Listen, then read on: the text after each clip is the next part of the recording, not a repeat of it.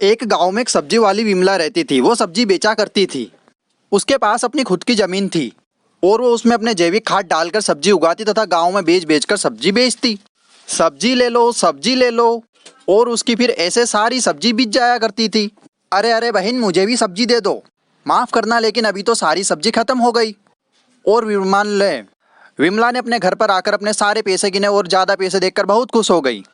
फिर उसने सोचा कि ज़्यादा सब्जी उगाई जाए और इसलिए वो रासायनिक खाद का प्रयोग करने लगी अपनी सब्जियों को उगाने में, जिससे उसकी सब्जियां बहुत जल्दी बड़ी बड़ी होने लगी।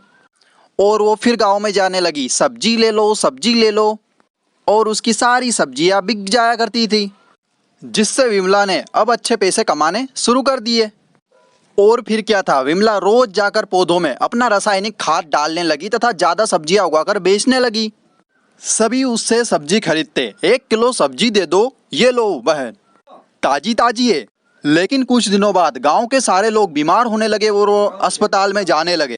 ये बात गांव के मुखिया को हजम नहीं हुई और वो अस्पताल गया। डॉक्टर साहब, ऐसा क्या हो रहा है कि सारे गांव के लोग बीमार हो रहे हैं? ये तुम्हारे गांव में कुछ खाने पीने की प्रॉब्लम से हो रही है। मुखिया होशियार था, वो तुरंत समझ गया और विमला के पीछे पीछे चलता गया। और उसने देखा विमला तो रासायनिक खाद का स्प्रे कर रही है। और वो चिल्लाकर बोला, विमला, ये तुमने अच्छा नहीं किया। अब मैं गांव में जाकर तुम्हारी सारी बातें बता दूंगा। विमला ने रोका, अरे रुको रुको भैया, लेकिन वो उसकी एक बात नहीं मानी और पूरे गांव में जाकर उसने पूरी बात बता दी।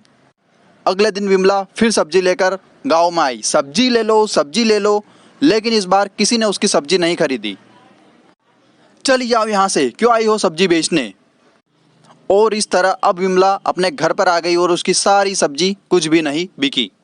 दोस्तों, हमें इस कहानी से यह सीख मिलती है कि हमें कभी भी लालच नहीं करना चाहिए, क्योंकि लालच बहुत बुरी बला है।